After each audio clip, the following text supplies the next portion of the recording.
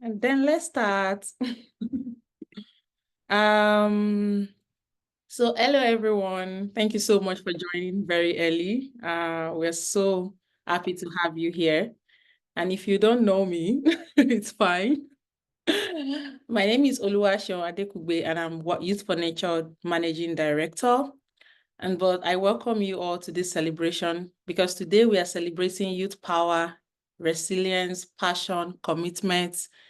And today is also another day for us to demonstrate that when young people are given access, resources, and a platform, they make changes possible and they make changes happen.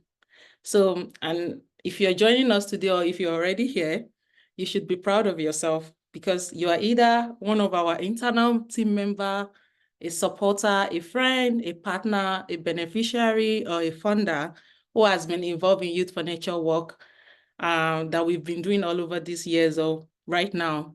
So please get your glasses ready, like I said, because we will soon applaud, rejoice, and toast to all this achievement that we've been able to make together as a community, as friends, as partners, as funders, as team members.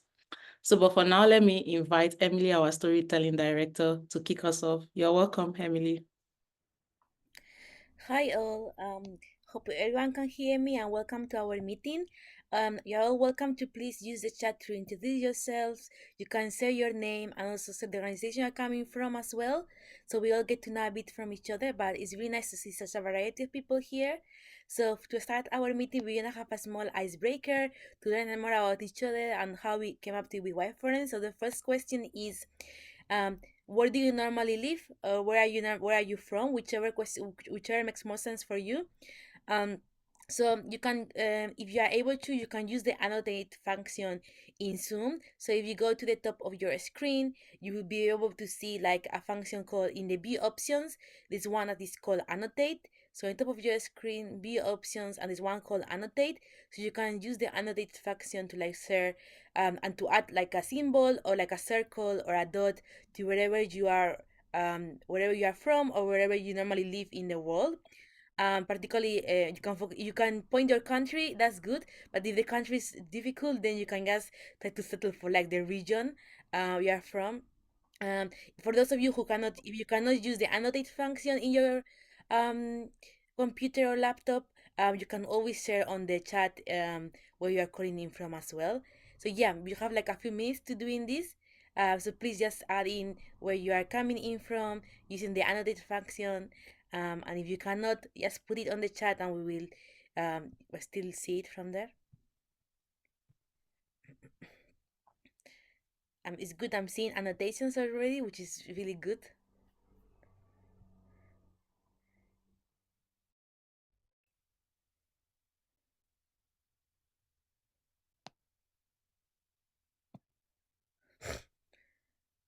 So we're seeing people coming in from Brazil. You have someone up here in North America, in US Canada type of border.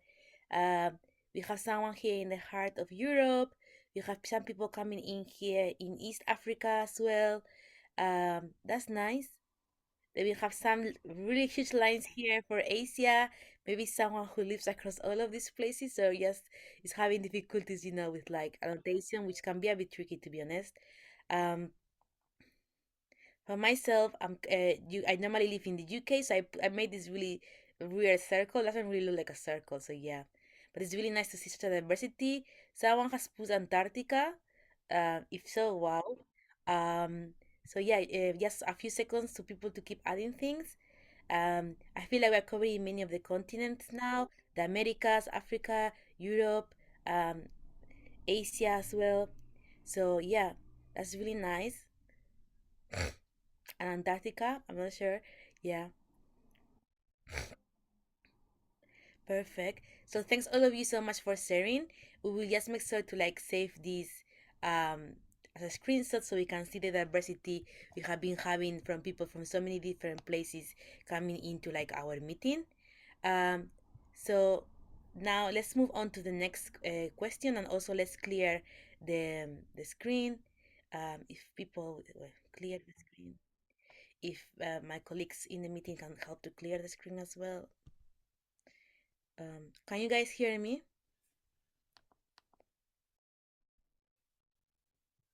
Yeah, that's perfect now. So now the next question is about thinking more about why we are here celebrating White Foreign's anniversary.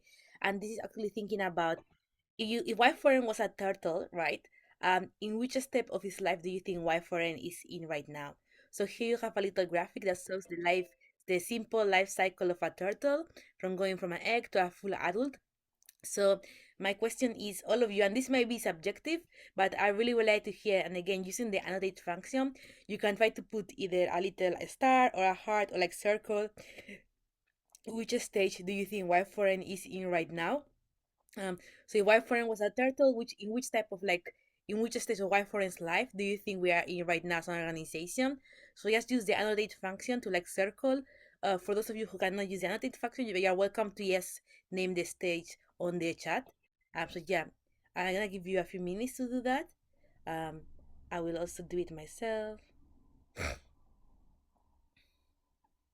Again, there is no right or wrong answer. It's everyone can just do what you guys think it is.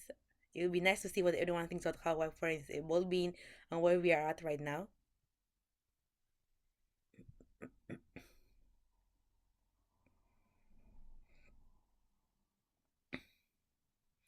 I'm seeing some juvenile people, I'm seeing, sub-adults as well. Surprisingly, nobody thinks we are X anywhere right now or that we are hatching. Nobody already seems to think that we are adults.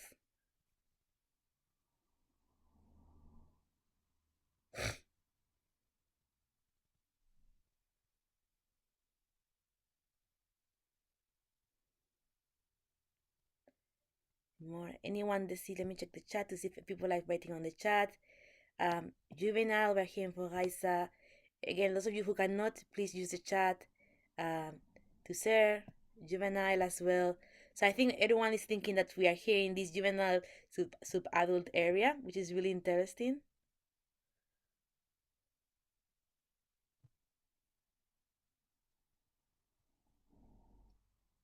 This is great.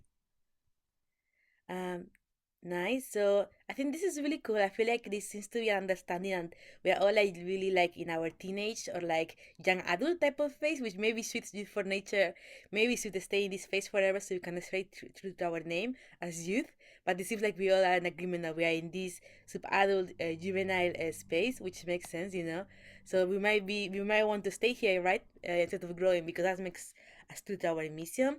So again, I will just make sure to save this so we can save it. And then we have the last question of the icebreaker.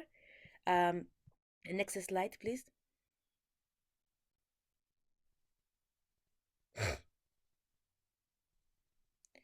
Um, um, and yeah, and the last question is, since we already previous slide, sorry, since we already put which step we are in right now, we are welcome to ask all of you in which stage of Y4N's life, considering what you just wrote, in which stage of Y4N's life do you think you go to join us if you are a member, or you go to like know about Y4M? So again, you have to just come here and use the annotating function or the chat to let us know in which stage of Y4N's life do you think you join us. So I guess nobody will say adult because nobody chose adult, but there is so many like other stages. Maybe you join us. So we really would like to know who has been here since like the beginning or the middle or like just at the end. It would be really cool.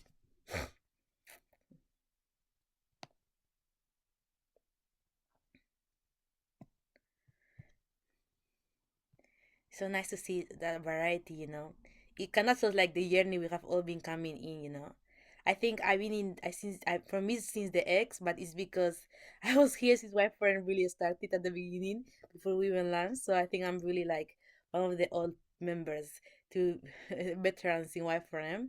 But it's really nice to see people joining. Like, so we have so many people who joined in juvenile phase. A few people also joining in the hatching era. That's so nice. Um, it's really good to see how we have all been with from a different state, but we're still seeing it growing and evolving. And I hope these activities maybe taking you a bit back about when you first came across White Friend and what you maybe thought we are to what we are now, how we have grown, and how all of you here and many others who couldn't make it have helped us to grow. So it's been really nice to this activity. So thanks everyone for participating so much. And now I will give the floor to my colleagues. But yeah, Let's keep growing, and hopefully we'll all be here when we reach the adult phase. But I would like to all just remain sub-adults or teenagers forever. So we never really finishes. But yeah, thanks so much, everyone. Have a nice. The rest of the meeting, I'm passing on to my colleague, Olwasun. Thank you so much, Emily. That was nice. And yeah, let's remain in the juvenile space because it is fun. And thank you everyone for participating also. So yeah, we are going to go into this and I will try. This is like the very serious part. I know the celebration is coming very soon. So bear with us, but we need to know why we are here and what we are actually celebrating. And at Youth for Nature, we rally ourselves towards this term of, climate nature needs nature, it needs youth, and it needs justice. And we all know why it needs nature, right? Because I've heard so many times how nature is the means for survival and how unhealthy ecosystems give birth to healthy communities, then that give birth to every other healthy things that we need in life, basically. But why does it need youth as young people? Because I know so many young people are here with us today because we represent a generation that is most affected by the consequences of climate change, whether they want to hear that or not, but it is true. And then because we have innovative ideas, fresh perspective, and a sense of urgency that we bring to drive meaningful change and actions. I hope you agree with me if you're here. But why do we need justice? Because we also know about the imbalances in the world, and especially in the impact of climate change, how it has affected marginalized, vulnerable communities for so long. And so we know that justice is a core part of climate action. Am I right? But why do you think we are up to the task? You're going to see why we think at Youth for Nature that young people are up to the task of what we are advocating for here at this meeting. Because, well, we've demonstrated so many times that when young people are given access, when they are given platform and resources, we make changes happen. And you will see that even in the story of Youth for Nature. And as I'm saying this, if it resonates with you, drop something on the chat on why you think climate action is nature, it needs youth, and it needs justice. Okay, let's go to the next slide, Tashania. And so I also want to tell us a little quick story about why Youth for Nature is Youth for Nature and why we do what we do. What is the problem that Youth for Nature is trying to talk about or to address in the first place? But I will just take you through a brief story of a young girl from Nigeria, which is me. But also that represents a lot of young people that I've met and I've heard their stories, right? So this is the story. Imagine you as a young person or me as a young person entering into this climate nature space full of energy, passion. We are eager to make a difference in the world because that was how I felt when I was joining nature, when I was entering into the climate nature space. So happy that, oh my God, I have some knowledge from school. I have seen work happen and I want to be able to contribute to this work. So you just come into this space with so much energy, ready to tackle the crisis that threaten the planet, right? But soon, the reality set in. What is the reality? We find ourselves in an environment that is filled with toxic, hyper-individualism, tokenism, extractive relationships that value competition over collaboration, And instead of working together as young people sometimes, we find ourselves pit against each other, our effort diluted, and, we're just trying to do more to prove ourselves, to show that we can do it, we're up to the task every time. And then you push forward a little bit, you encounter the second phase of barrier and reality, which is the severe lack of resources, opportunities, and funding to support youth engagement. So what happens to your enthusiasm? If you can relate with this story, please drop it on the chat. Like, just remember when you got yourself into the climate space, how was the reality for you? What happened to you as an individual? And then you get into this space and then you realize that, oh, okay, this space, I really need resources. I need platform. I need access. I need funding. I need so many things to make my dream a reality, but none of this also exists because we often hear that 0.76% or even less than that of the funding that are available in the climate space goes to youth-led organizations. That is it. So over time, we notice that, this lack of opportunities, lack of resources in the climate movement for young people, but also the kind of environment that we find ourselves that doesn't really support youth-led actions that much, kind of make, like this push, your enthusiasm begins to wane a little bit lower, and then it becomes like an hurdle, that passion becomes like an hurdle. And then this links to a lot of burnt out, a deep sense of disempowerment, and all the fire that you're starting with. I'm sorry for saying this story in a very scary way, but that is the reality of many young people. And if that is a reality for you, especially when you just step into this space, put it on the chat. So, and we've seen also, or I have seen, many young people who are forced to leave this movement altogether because of this cycle of disempowerment that we perpetrate. And ambition just gets reduced, and people just move into other things instead of pushing for the action. And what happened? As more young people step back, the climate nature crisis continue to worsen. It's not slowing down anyways. And so we kind of create a lot of cycles that are unbreakable. And this is the cycle of systemic challenges that disempower young people from participating meaningfully in the space of climate nature movements. And that is what Youth for Nature seeks to address.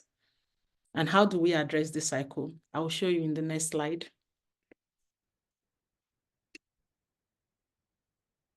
All right, so this is the next slide. And if you also feel like Youth for Nature has done something for you personally, if there are ways that Youth for Nature have disrupted this cycle of disempowerment, I want you to drop it on the chat. What has Y4N does for you as a person, as individual? For me, it gave me my first ever job, opportunity to grow and learn in this space. So if there is something that Youth for Nature has done for you, please drop it on the chat and let's hear you. But this is how we disrupt this cycle. And this is also the mission and vision that is in the heart of Youth for Nature as an organization, that when every young person, we are not just fighting against the tide of this cycle or so, but we want to create a wave of change. And we also want to create or support change makers who give back to new change makers. So our work in Youth for Nature is not really just equipping young people, is multiplying change makers, youth leaders, because both from internal and external perspective, that is what our work is doing, basically equipping young leaders to equip other set of young leaders. So kind of multiplication, right? But then how do we do it? I feel like Youth for Nature, I would, personally, I was thinking about our work a few days ago, and I'm like, we are really disruptors, transforming these obstacles of circle of disempowerment into stepping stones for young people to then fulfill their potential. And if you agree with me, please let me know. But at Youth for Nature, our vision is very simple, it's clear, and it's very clear. We want a world where communities strive with nature across generations. And you can see the generation part, and young people are in the core of that commitment, of that vision.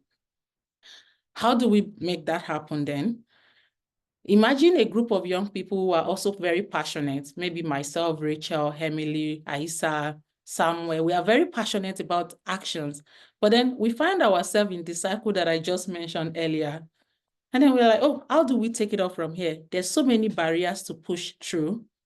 How do we get to the potential? How do we really show that we have all the equipment, we have the skills, the experience to do something in this space? How do we show that we have the knowledge when we don't even, for years back, young people have lacked the access to even get this kind of knowledge and this kind of experiences? So what Youth for Nature is doing now is we have a belief that, of course, knowledge is one of the powers to really, really equip people to take actions. You need to know what you're doing, right? You need to be informed young leaders. We don't want to go to spaces and not be informed about them. And, I don't know whether I want to say this, but I've been in spaces before and I'm like, oh, this person saying this thing might not be very informed about this. And I have some information about what this person is saying, So we don't want to appear like that. We need the knowledge. And so we began educating young people about the root problems, about the radical solutions that are needed to address climate and biodiversity crisis. And you would also be amazed that young people are the ones doing this knowledge sharing, because we have all the knowledge. All we just need is to create platforms where we can have exchange of knowledge, peer-to-peer knowledge sharing, share what you know. For instance, I share what I know. I'm from the Global South. We have Global North. We have so many people. And by the time we come together, we notice that we are building a very knowledgeable young leaders who are really diverse in their knowledge, both traditional knowledge, scientific knowledge in all spheres of life. And so this is what we do. And then we do this through webinars, accessible resources, empowering discussions, making knowledge available freely in different languages for young people to access. But then we notice that knowledge is not even enough. We also need to, we need young people who are very equipped with everything they need, with practical tools and support in terms of funding, in terms of platforms, so that we can definitely use this knowledge that we have. And that is why we come with Equip. Youth for Nature also equip young people by providing both hands-on experiences, mentorship, skill building, funding, access to platform where decisions are made regarding our future, so that we can become co-creators and decision makers. And then the last one is to establish young people in this space. And how do we make that happen? We're like, okay, yeah, we have the knowledge, then we have the equipment, but where are the decisions regarding our life and our future made? We need young people to access these places and then to make real impact. And so Youth for Nature creates access platform where the work of young people can be showcased, can be listened to, can be pushed forward to make actions on the ground. If I'm lying, please put it on the chat, but I don't think I am. This is what we've done over the years and we continue to do. And we do this by org-wide development, storytelling, knowledge sharing, capacity building pillars. This is how we work. Next slide. So I will just also take you quick. You might be wondering, okay, how did Youth for Nature start? Yeah, this is how it starts. We started in May 2019. Youth for Nature was born. That was what I thought I was going to say. And the journey began with a launch of storytelling campaign called Raise Your Voice. And by the way, if you have not seen our storytelling map, story map on Youth for Nature website, oh my God, you should see it. It has whatever format you want from different part of the world, young people sharing the stories of what they are doing, both on the ground, globally, to really push for climate nature actions. You will be inspired. So that is what started Youth for Nature as a campaign, Raise Your Voice. But then we also move from here to like going to global spaces, New York Climate Week, COP25 in Madrid, where that was the first time I met Youth for Nature. So our journey literally started, and from 2019 to 2022, briefly, you will see that Youth for Nature was trying to lay a strong foundation of an organization, laying that strong foundation, building the organization from just a storytelling campaign to becoming a strong foundation. And then we officially became Youth for Nature. We brought in a broad team of passionate individuals, our first set of regional directors. And then you'll see this work continue that from 2019 to 2021, Youth for Nature begins to become a robust and dynamic organization, because we are able to then do regional projects delivering unique knowledge sharing, capacity building initiative across the globe in different regions. And then we have Africa, we have Asia Pacific, we have West Asia, we have Europe and Central Asia, we have Latin America and the Caribbean. We just have all of these amazing we have I forgot the one that we have in the US, North America. Yeah, I remember now. And so we have all of these regional teams, and then they were doing a lot of incredible regional work. And we did this throughout. So during the COVID time, Youth for Nature was just up and doing, trying to like, oh, we are not going to have a gap in the knowledge in this space. And so there was a lot of regional projects that we did, hundreds of youth webinars, workshops, equipping young people with the skills and knowledge to really take meaningful actions in their local communities. And if you're ever part of any of the work that Youth for Nature did at that point that really inspired you, please drop it on the chat, because we are trying to remind ourselves of our achievements and some of the things that are very meaningful to each of us. So please drop it on the chat. Which of the webinars, which of the amazing work during this period, especially during COVID, then through 2021, that Youth for Nature really did and that you feel contributed to you? And then when you see it, you will see that from 2022, we began to think about the organization because we have so many learnings now. And then we've been able to really reflect on our challenges in this space. And then we come together to kind of reflect more, to kind of, we had this month that we did a Grow Deep month, which is basically, reflecting, learning, sharing the learnings that we've acquired, and kind of building the organization again to see, okay, what direction do we want to go and what do we want to do in the next years of our life? And I think that was a moment that, as youth organizations, we need that to really just reflect on the learnings and our achievements and take a time to really also update each other's understanding about the organization, about the knowledge that exists with us. And so we did that. And then we came with fresh brains to work on our strategy, have multi-year strategy for the first time, think of how we want to restructure the organization to be sustainable against some of the challenges we have, of which funding is one of them. To sustain a team of 12 staff was a lot for the kind of funding we have in this space, right? So we were able to do that. And then you can see that through these years also, we also started our second storytelling campaign, which is Your Story, Our Future, deliver the global youth position statements on nature-based solutions in Glasgow, and did a lot of this work. And then now, between the year of 2022 to 2023, Youth for Nature has been thinking a lot about sustaining our movement, sustaining our impact, because we had so many impacts that we've done, that we've reflected on, that we have learnings on. How do we scale them up? How do we sustain our movement? How do we sustain this work? And because you might think, oh, you guys have done enough. No, we have 1.8 billion young people in the world. We've reached some, but there's still a lot to reach. So I'll end that story there. And I already said the next slide with my story. So this is the slide, but it's there for you. Next slide now. So yes, and we are going to have a little trivia game. You've been hearing a lot from me, and thank you so much for participating in the chat. I love it. Let's keep it rolling. But I have a question, and I'm wondering who is going to get this question. Youth for Nature, one of our Youth for Nature goals is to educate youth worldwide around the root problems and interconnected solutions to climate nature crisis. But what was the first webinar that Y4N delivered after our official launch? Who can guess that? Please drop your answer on the chat. I'm waiting to see.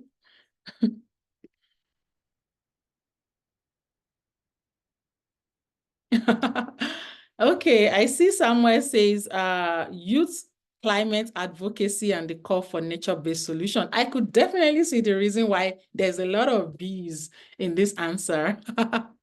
And Maria also said the same, Odiabo said the same, and Aisa said D. Nice. And Maria said, oh, A, okay. And Nathan said D. Nice.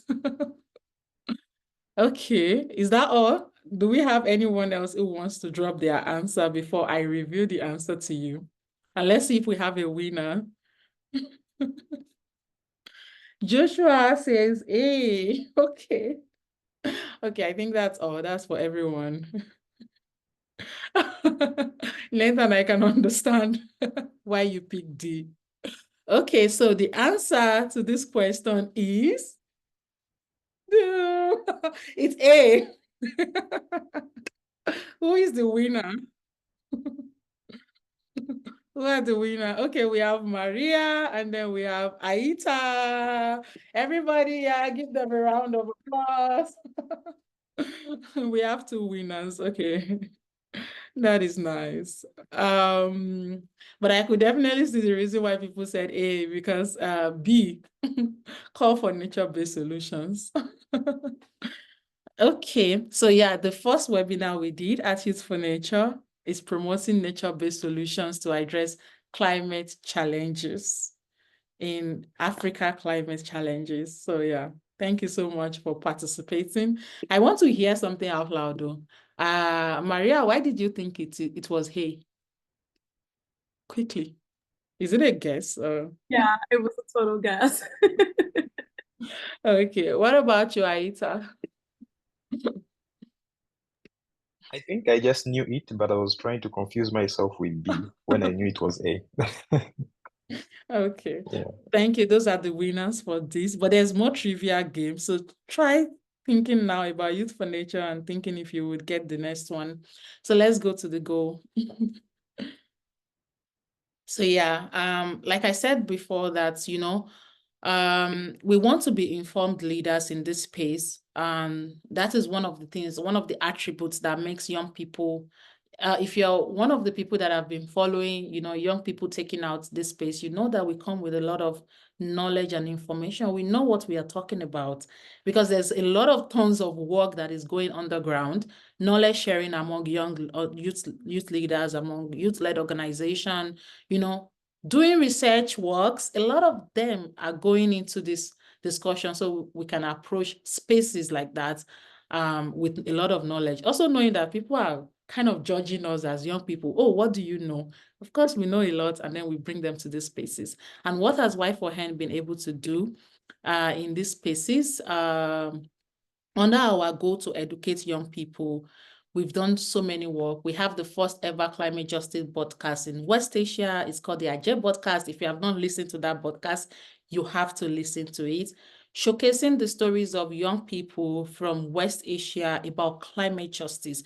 And one of the things about the Youth for Nature knowledge sharing is that many of our knowledge sharings were in a way to address specific realities and needs of young people across the world. So basically, these are young people coming from different communities to think about the problems that are existing within their communities and kind of bring knowledge into those problems and shed light into that problem. And so it makes it more, I think impactful for these communities to really learn about these problems together. But we also have the global perspective also where we bring what we know, where we share about the ideas about the big topic like nature-based solutions, so that we can update our knowledge in those spaces. And then we've published more than 160 blogs, and if you go to our website now, you see that we have a nature climate hub where we have so many of our blogs showcased. And then we've done more than 30 webinars. And like I said, the major aspect of all of these educational programs at Youth for Nature that we use to educate ourselves is that they are coming from real life experiences, realities, and needs of local communities. They are being done also by young people within specific communities. And then globally, we come together to really push our knowledge. If there are any other, let me hear from you in the chat, if there are specific Youth for Nature webinar or education platform or any educational project that actually talked to you, that really touched your heart, that you are very interested in, that you learned a lot from, put it on the chat and let us know why it was meaningful for you. And so we've also launched global storytelling campaign. And like I told you, if you actually check our storytelling map, you will notice that everything, well, it's not a cliche, that most of the things that you need to learn in the climate nature space are already on that story map, because young people are doing things on the ground, sharing their stories, and we have over 200 stories from more than 63 countries, if I'm not wrong. This is a lot, right? And we have our storytelling director here, Emily. So if you want to connect with Emily or you want to ask a question about how this journey has been about storytelling, you can also drop it on the chat. But this is one of the things that we have said. We've had like magazines produce our Youth for Nature, a comprehensive toolkit that works in the intersection of private sector and nature to inform young people, you know. And we have many campaigns also writing reports together, bringing all of these reports to international conferences like the UNFCCC, like our global youth position statement on nature-based solutions that was done with Gibbon and Yongo, which is Global Biodiversity Youth Network, and Yongo also. So these are the things that we do at Youth for Nature. And I said we make it accessible. If you go to our storytelling story map, now you will see many stories in different language. Is it Spanish? Is it French? Is it Arabic? Is it Portuguese? What kind of languages do you want? These are the ways that we do this work. This slide. And now I will welcome Maria, who is the Youth for Nature. Maria is looking at me, Development Director, to take us on the second goal of Youth for Nature, which is to equip youths. Welcome, Maria. Thanks, Shim. For those who don't know me yet, I am Maria Paula. I am Brazilian, based in Brazil. And I am the Development Director at Youth for Nature. I joined Youth for Nature almost a year ago, so I think I'm a little bit past the hatching cycle if we look back on the turtle picture that we had. And I'm gonna tell you a little bit about goal 2, and we're gonna start with a trivia question. So in 2024, how much money do you think we distribute via microgrants in Inuka and learning scholarships in storytelling? A, B, C, or D? Please drop your answer on our chat.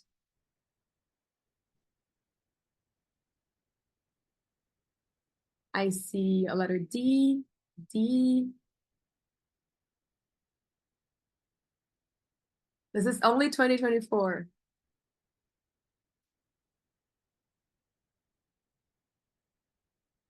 Any different answers? D, because Bulimo said so. Letter D.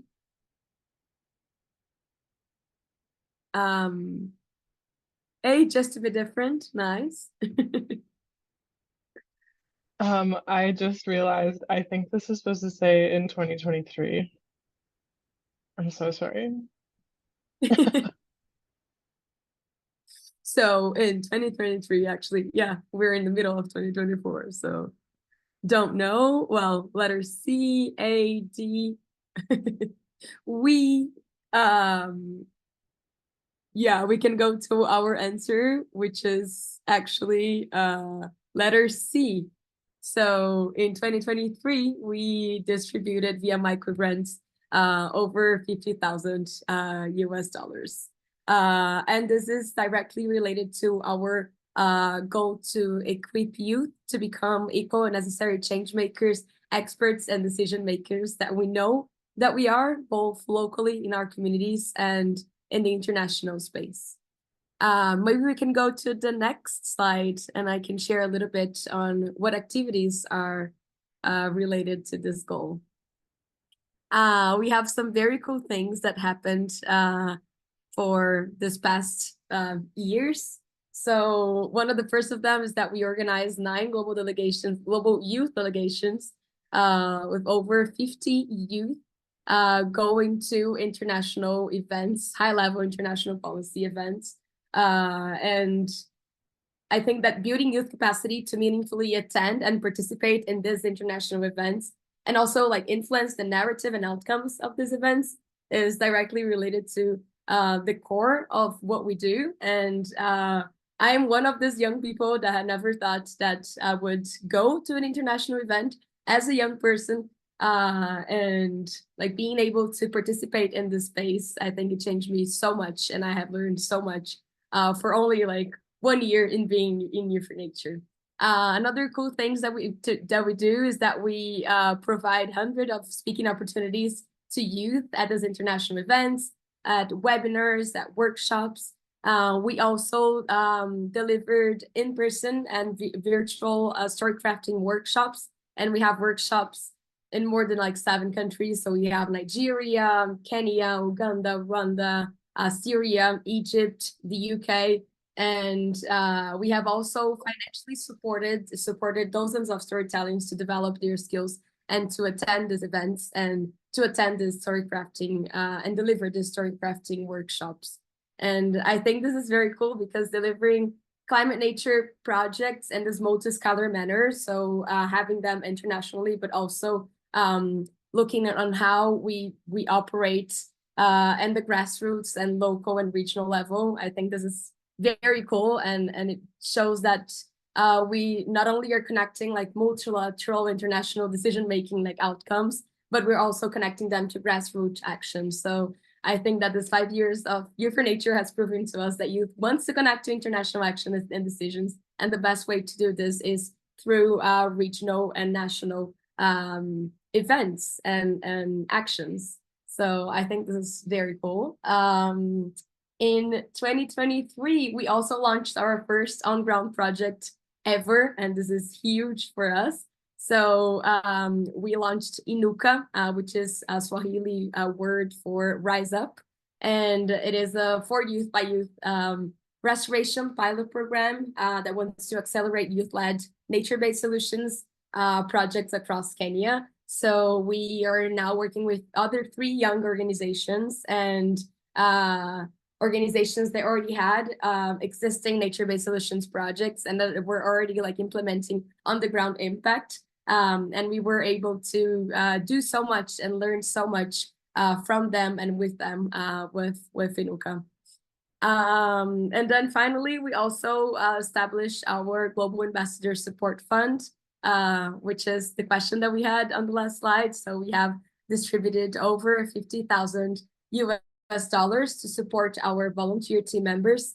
And I particularly like love this fund because it really acknowledges and addresses all the systemic inequalities that we have as youth in this nature and climate space.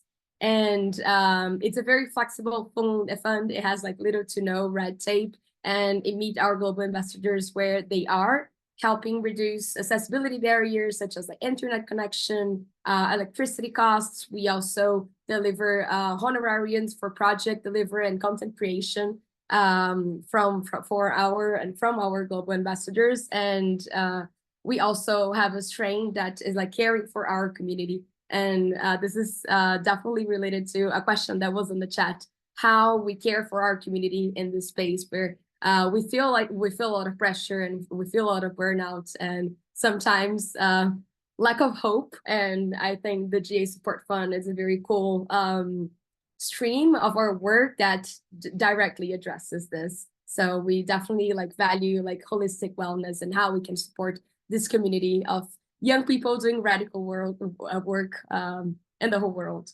And with that in mind, I would love to invite Zuhura. She's one of our global ambassadors.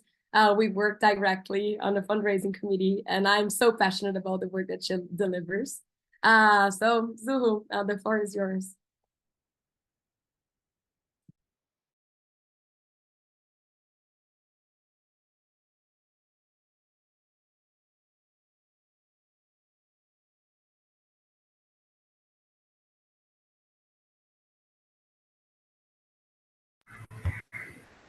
Oh, yeah.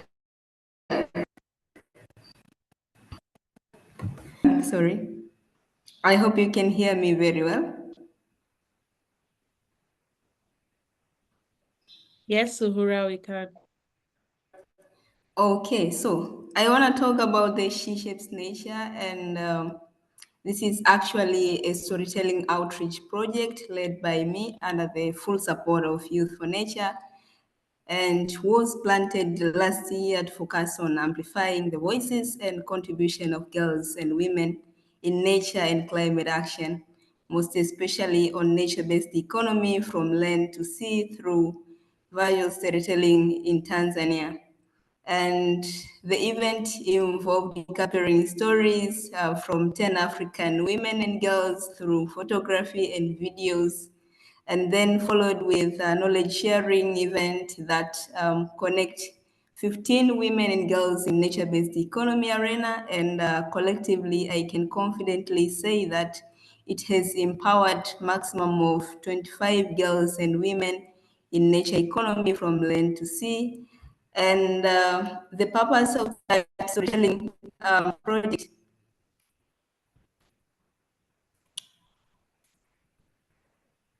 The purpose of that storytelling project was to highlight the perspectives, evidence, and knowledge and action of women and girls in climate and nature economy sectors, and also aiming to influence the policy decisions and actions of women so that we can inspire tangible climate action. And the attendees was young women and was girls and women from Tanzania, local volunteers and local government leaders in conservation and climate advocacy that helped the project to be in reality.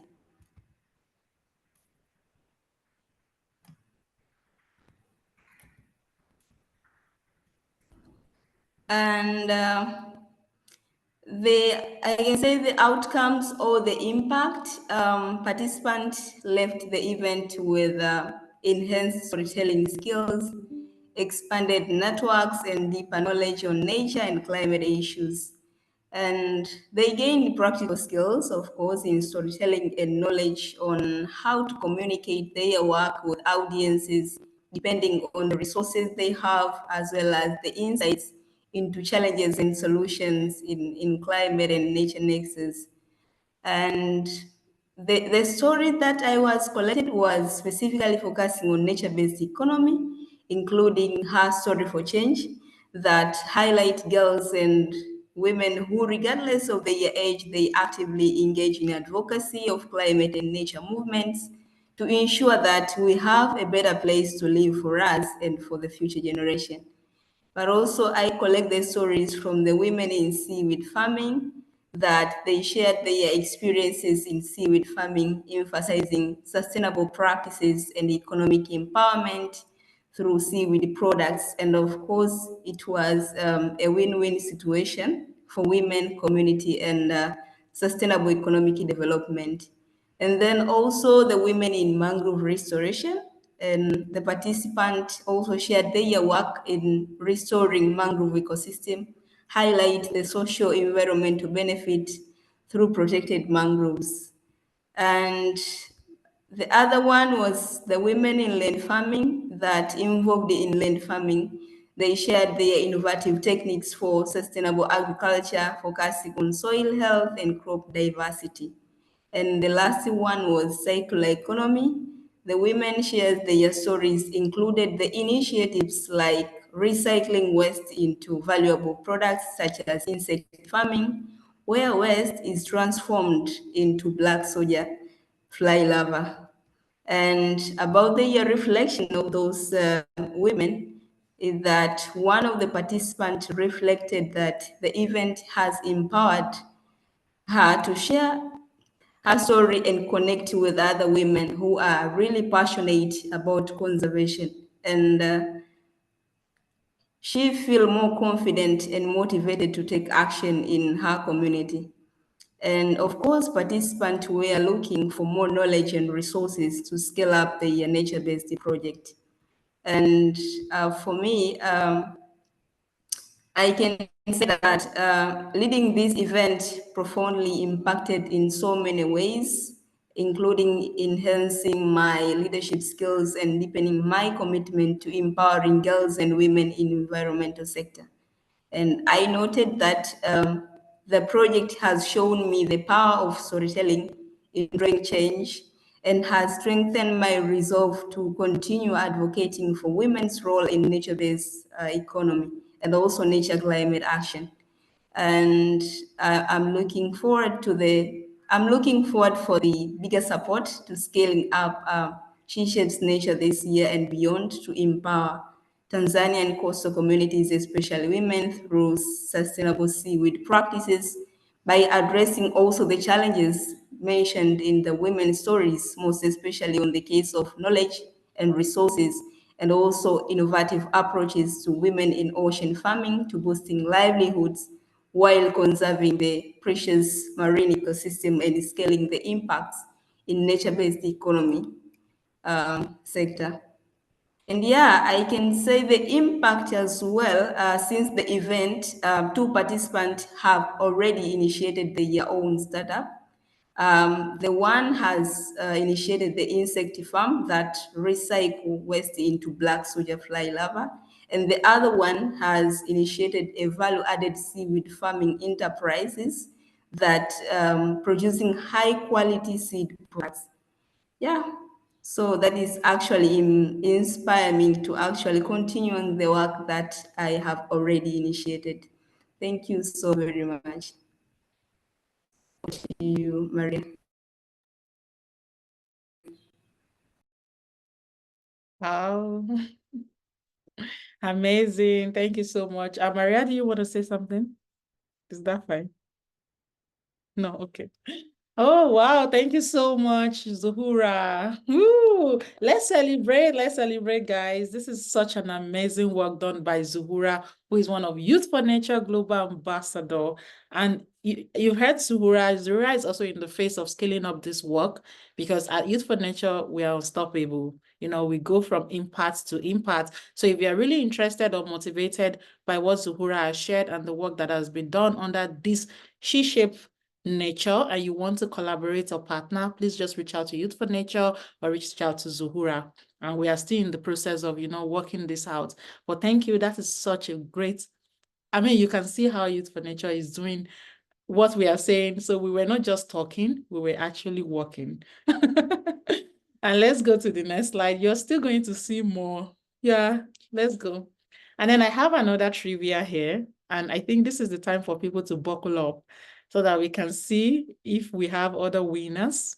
As you know, at Youth for Nature, we also established the role of young people to be nature climate leaders. But then the question is, at what UN event did we launch? Oh my God, I already said this. If you missed this, you weren't listening to me, because I mentioned it in my presentation. Don't miss it, please. At what UN event did Youth for Nature launch the Global Nature-Based Solution Youth Position Statement with our friends from Yongo and Gibbon? And this Global Youth Position Statement is still being referenced, talked about, used, discussed, reviewed in different international conferences. I heard a lot about it at CBD Cup in Montreal, in Canada, in 2022. And I also heard a lot about it in the last COP28. So yeah, if you have not read it, you are missing out. Did anybody get it? Oh my God, okay. Okay, I think people were hearing me. And then I see Bulimo said D because I said so. And then Odiambo said, okay. Aita said D. Maria said UNFCCC 26. Oh, letter A. Anyway, so that is let's see the right answer. Tim.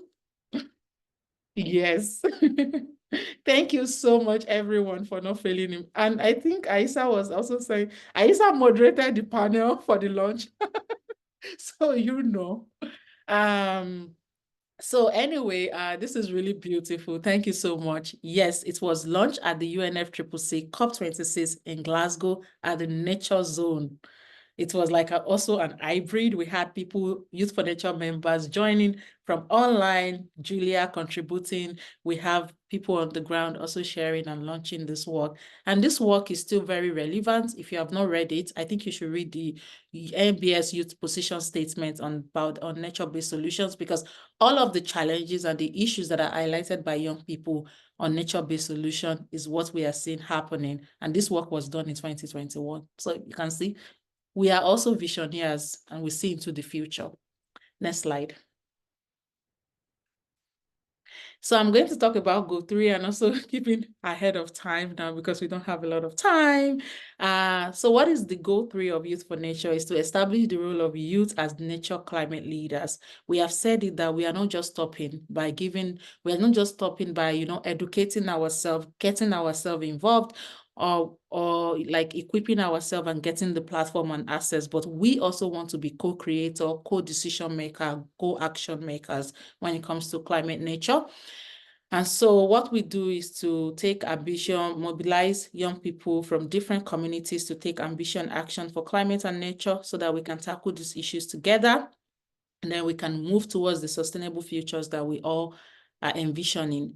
And how do we do this? We build a global team of young people from more than 50 young people from across 6 regions. And not just that, we have, at Youth for Nature, we have over 23 countries covered within the team. And this is not talking about the external people, external audiences, young people that we impart with our projects or our work, externally, but within the team alone, we have 23 countries from different communities, different backgrounds, coming together to work together. And this is really, really one of our major win and one of our major impact is to have a global team that ensures inclusivity, that have like a comprehensive approach to addressing the issue of climate nature, but also building this solidarity, because when you go back to the cycle of disempowerment, you see individualism, you see that, we have this competition, but at Youth for Nature, what we build is a solidarity, a community that can support one another, celebrate one another, work with one another, knowing that knowledge is really, really diverse. And, knowing the needs and reality of young people are diverse. So we also have a diverse team that can tackle those challenges. That is really nice. Applaud yourself. And I think if you're part of Youth for Nature team, for people to just get to know you, you can drop the country again that you are coming from on the charts so that people know that indeed we have so many young people from across the world. What have we also done based on this work? We have also created and delivered initiative that offers speaking opportunities to young people. And when we do this in solidarity. We go together to events, we go together to talk together in events. If you have ever spoken as a young person, spoken at Youth for Nature events before, you will know that it comes with a lot of support and solidarity and help and support. We also are actually advocating for young people to be compensated for speaking engagements, because we want to disrupt this, this cycle of disempowerment and against young people anyways. So that is some of the things we've done. And then we are also solidifying our work when it comes to the policy aspects, like entering into policy, creating position statements, creating ideas about how policies can be more inclusive, can be more diverse to different views, and how to make policy documents easy, accessible, translated into different languages so that other people can really learn. Because when you we've been to so many negotiations at Youth for Nature, and we've seen the challenges that are happening in some of these spaces. And what we are doing right now is trying to establish the role of young people and how do we make all of these technical jargons that we see accessible, easy. And we've been able to do this. You can read our Global Youth Position Statement. Very easy to follow, very easy to acknowledge, very easy to learn. And we also have so many other statements that we've written. We've worked with the GBF work, the GBF outcomes, to kind of simplify it, illustrate it, translate it to different languages so that young people and everyone basically can really just look at these documents and and see what it means and be able to transfer these policies into actions. And this is how we establish the role of young people when it comes to the policy making, policy aspects of, the work that we do. We also do this by collaborating with a lot of initiative, collaborating with other young people to work together to create the Children and Youth Pavilion. You might think, okay, what is the impact in that? The impact in that is creating a space where young people can collaborate together, a safe space where young people can, develop things together, collaborate together, establish our role. Also, people can see us because we go to this space and we need to be seen and heard. And so we have been able to do this to kind of elevate and profile the contributions of young people, ensuring that we are taken seriously when it comes to the global stage. And finally, not the least, as you can see, and this is what achievement, because it is not easy, we have been able to fundraise over 2 million USD since 2019 to support the work at Youth for Nature. It's since 2019, not 2029, sorry. Since 2019, and you can see how that is, because when you go back to the cycle of disempowerment, you will see that one of the key things is lack of resources. So working at Youth for Nature and being able to kind of rally around and fundraise this money to support the work that young people do, whether it's staffing, operations, and projects, is really big. And it shows you a lot of commitment, a lot of effort, a lot of work, a lot of learning, relearning, unlearning, and developing ourselves as actually going into that work. So please, I think at this point, we need to kind of like give ourselves a round of applause. I can't see you on the screen. So yeah, that is what the Go3 is all about. And we've been able to do it, and we are still doing it. Like I said, there's 1.8 billion young people. There's still a lot more young people to educate, to equip, to establish in the world. Next slide. But we are not doing it alone. That is the fun part. So now we want to hear another wonderful testimonial from one of our global ambassadors, Samuel Fajana. Samuel Fajana is a recent graduate of forestry and wood technology from Nigeria, but is currently also doing a work at the Forestry Research Institute of Nigeria, and is one of our recent global ambassadors. So you have heard from one of our long-time global ambassador, but now we want you to also hear from the recent people that we onboarded just in the last lap of 2023, and see how we are able to make even impact in short terms. So welcome, Samuel. All right, hi everyone. My name is Samuel Fajana once again, and it's really amazing to be here. So my journey at Y4N, I would say, started maybe as far back 2021.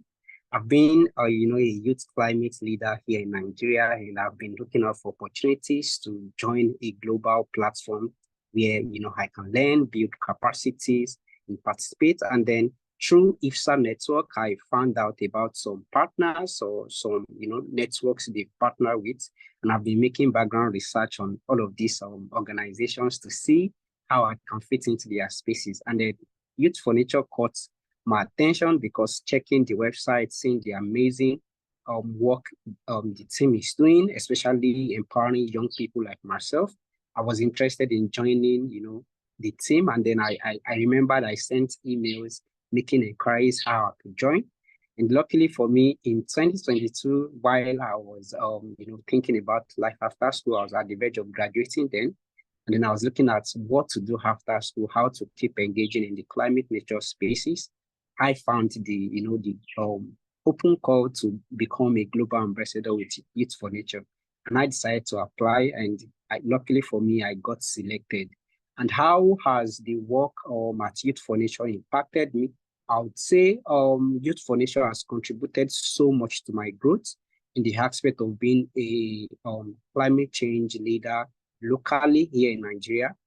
While Sean was sharing earlier about our story, I could relate so well because, growing up in a community where you've witnessed several degradation, environmental issues and all, and trying to also find solutions in these spaces where there are little or no opportunities for young people, it's difficult. But, getting into Youth for Nature has helped me to see the possibilities I could do as a young climate leader, and also get support from other young people who are doing amazing work globally. Also, through Youth for Nature, I remembered I've had opportunities to engage on several international platforms, such as getting a chance to record my first ever podcast, discussing fossil fuels and, topics about COP28.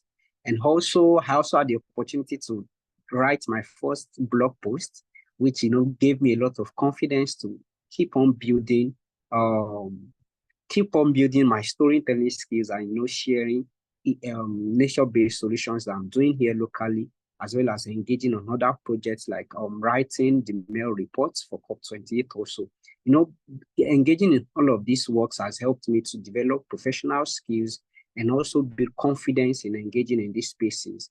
And I'm also grateful for the opportunity to receive, the GA Support Fund, which has helped me to mitigate several barriers that has posed several challenges to my work as a youth leader, talking about internet issues, having access to power supply and all of this.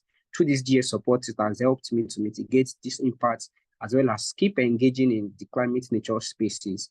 And also, I'm happy to share with the team that through the support I got from the entire team, I remembered during the last full team meeting in April, I was sharing the difficulties in finding graduate school opportunities. I'm grateful to announce to the team that through late last month, I got a scholarship for my master's. And I'm grateful also for the community this Y4N team has built. I remembered how people like Rachel, Aisha, even Jen were so supportive, sharing me ideas and volunteering to review cover letters and providing me with ideas on how to get graduate opportunities. And I'm also grateful to Oluwaseun, also who provided me with a recommendation letter, because when I got the admission offer, I remembered my supervisor said my recommendation letter was so strong, and I'm really grateful for Oluwaseun for providing me an amazing recommendation letter. So thank you so much for the opportunity to be here. I think being a part of Youth for Nature, I would say, is a dream come true for me. I've always been dreaming as a young child to be in a space where I can contribute global solutions even from a small place.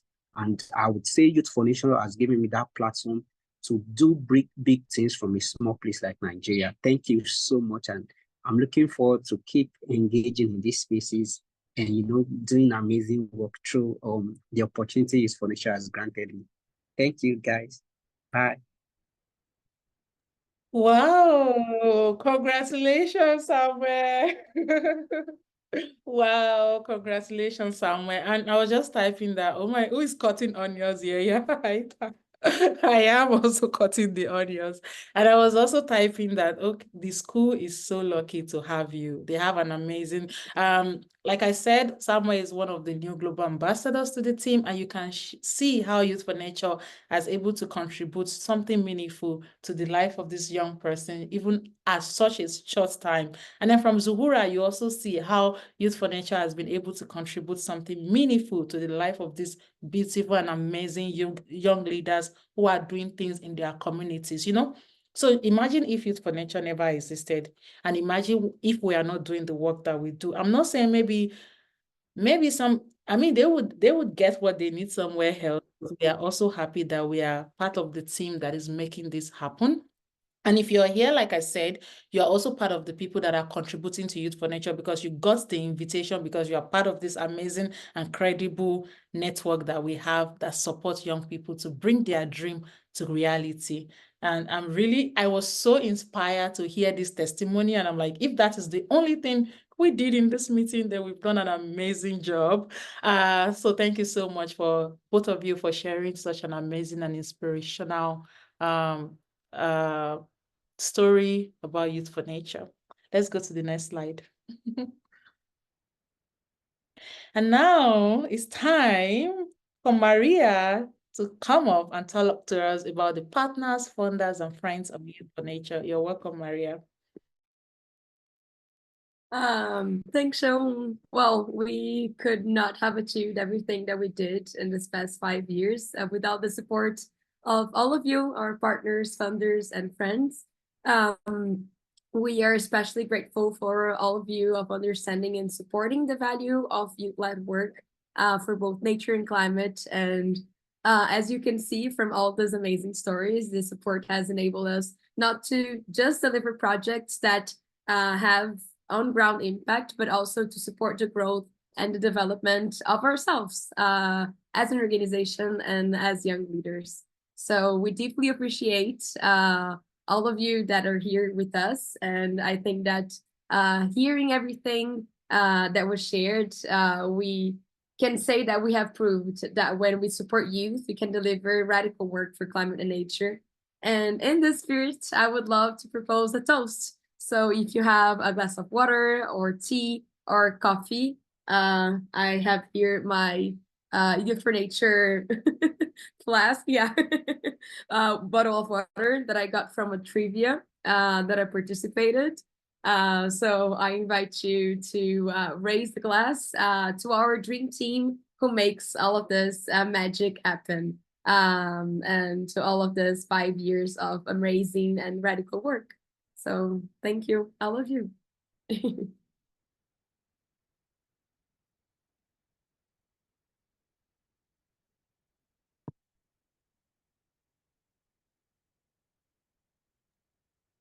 This is amazing. Thank you, Maria and Rich. Let's go to the next slide. And I hope you drink Yeah. wine and water after the toast. I heard it's not nice to make a toast without drinking it.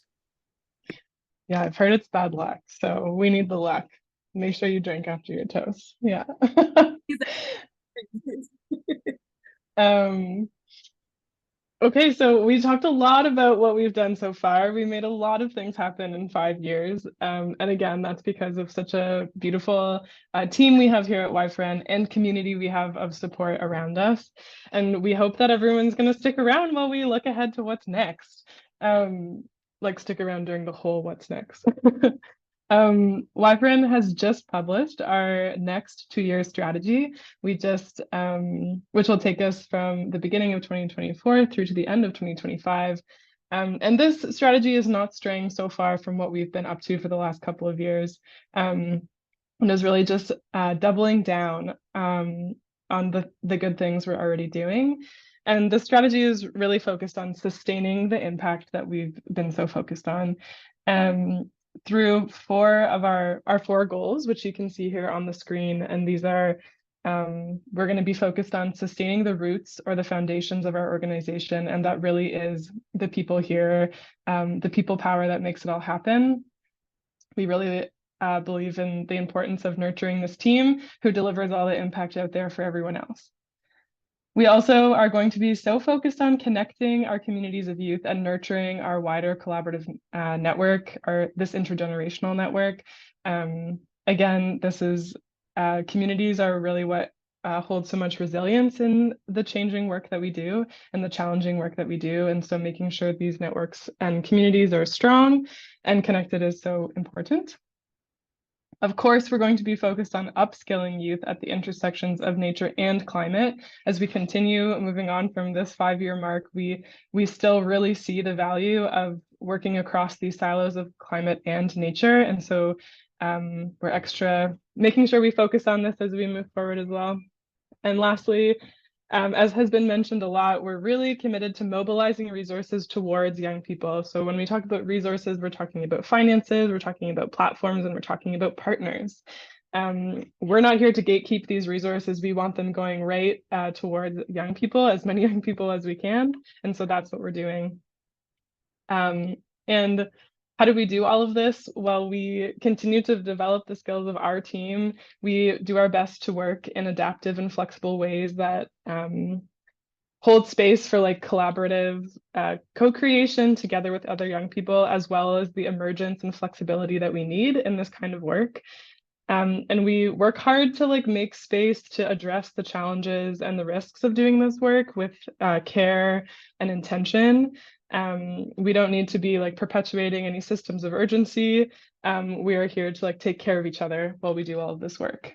And so maybe Deshania, you can bring us to our last slide.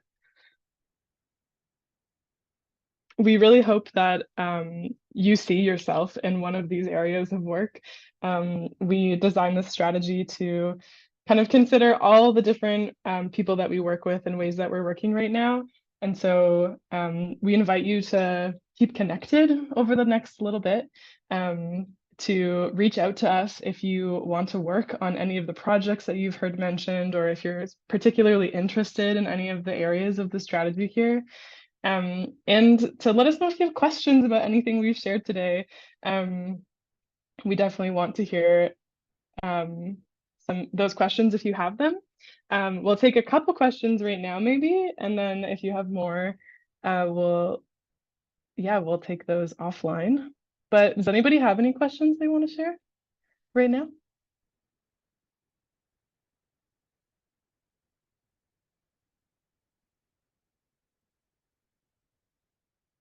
We love a moment of silence.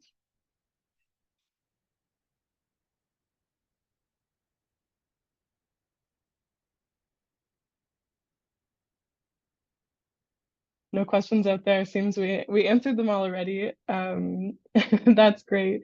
Well, then we definitely invite you to keep in touch, to check out our impact report. I think that was the next slide, Deshania.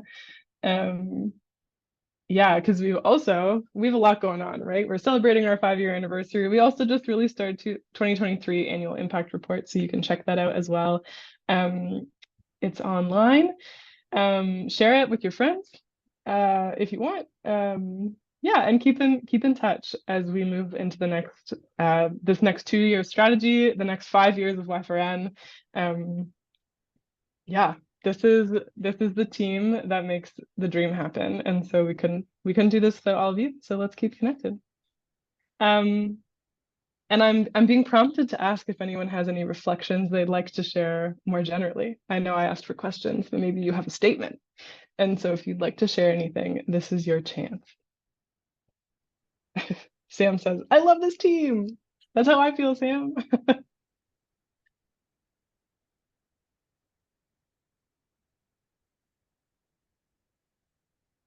Thank you so much, Nick. Nick shared having experienced and witnessed a lot of the vicious disempowerment cycle that Xian talked about off the top. Seeing Y4N's work is so inspiring. Thank you, Nick. Aita, yeah, jump in. Okay, thanks everyone, and it's really great being here on such, I would call it, momentous occasion we're having. And I wish it would have made more sense having this in person, but we're having it virtually. But what matters most is the community. And I feel over the past 5 years, it's literally half a decade already. It's been quite some growth around the Y4N space. And since I've been here, I've been around Y4N for quite a while, and being part of this community that grows, evolves with time has really been interesting. I personally have benefited from a number of engagements internally and also externally from Y4N. And I would say where I am right now actually has a very large contribution rooted in the works that I've been engaged with or supporting from Y4N. And it feels really nice and really great. And honestly, I feel I should be youth for the rest of my life because of this space as well. And thanks, everyone. When your community is so great, people don't want to leave. Thank you, Aita. Yeah, anyone else want to share? Maybe we have time for one more. There's been so much love in the chat. I hope that you all have had a chance to read it because wow, I cried more than once. Yeah. Sarah, thank you for this reflection. Sarah said, you do amazing work, especially keeping it grounded and not leaning into that urgency culture, which is so hard. There's so much to show for your work. Thank you so much, Sarah. Yeah, it's really our partners that hold space for us to work the way that we know that young people want to work. So thank you so much. Go ahead, Maria and Emily, and then Emily, I'll let you close. I just wanted to say that I never thought as a young activist that we could do things differently and that we can think about different ways to do the same things that we do. And having this space in a youth organization has opened me so many doors in my head of like possibilities and opportunities to develop amazing work. And I don't know, like I've joined this community recently. It's only been a year, and I have learned so much about community and also about myself and how to work together in a global organization that works like across many different countries and many different time zones. And this is something that I could have never like dreamed of. So just a huge thank you for all of you that are here and that are making this work happen. We know it's not easy, but it's easier when we're together. So yeah, thanks. Thanks so much, Mari, and everyone that has contributed from my side. I want to say, as someone who was here when Wi-Fi was just on paper, it was just a concept back like that was presented to some people back in April 2019. It's really incredible, and I feel like where we are right now, who we are, I feel like we surpassed so many expectations, so many challenges to be here, and to think that at the beginning we're just a small initiative to take some young people to the UN Youth Climate Summit happening in New York in 2019. We just like a small group, we just wanted to go there, raise our voice as young people, but then we just found the strength and the necessity to keep going. And there've been so much support we have gotten on the way, and we definitely couldn't have done it with like many people might not know, but with the Y4N existed, Y4N comes from an organization that used to be called Climate Guides, which is an organization by our founder Marina and one of our earlier colleagues, Caroline. So it's really, I feel like when we're doing the Turtle Circle, I feel like many people were talking about how we are in the juvenile phase, but sometimes I feel like we are kind of the eggs of like another adult project, which in this case was Climate Guides. And I also feel like we are actually already living X because we have so many team members who are moving on to do different things, to run their own projects, to their own organizations. So we actually already having so many little X from Y4N and making impact in so many ways. So it's really amazing how much we have grown and how everything we have done, how our impact has manifested. And of course, this could not have happened without any of you. And this has been a great journey to see for someone who has seen since we were like from the beginning when we were just the egg to now. So yeah, thanks everyone so much for coming. Thanks everyone for being here and for saying your reflections. I hope we're still working together from different ways, in different forms, and we keep growing and as a youth movement, regardless of how that might look like in the future. So yeah, thanks everyone for being here. Please remember to check the impact report. If you have any questions or anything you want to say about this presentation, please do reach out to the team members you have connections to, or use Slack for those who are on the team. But everyone else, thank you so much, and y'all free to go with the rest of your day. And again, thanks so much for granting your presence to celebrate today.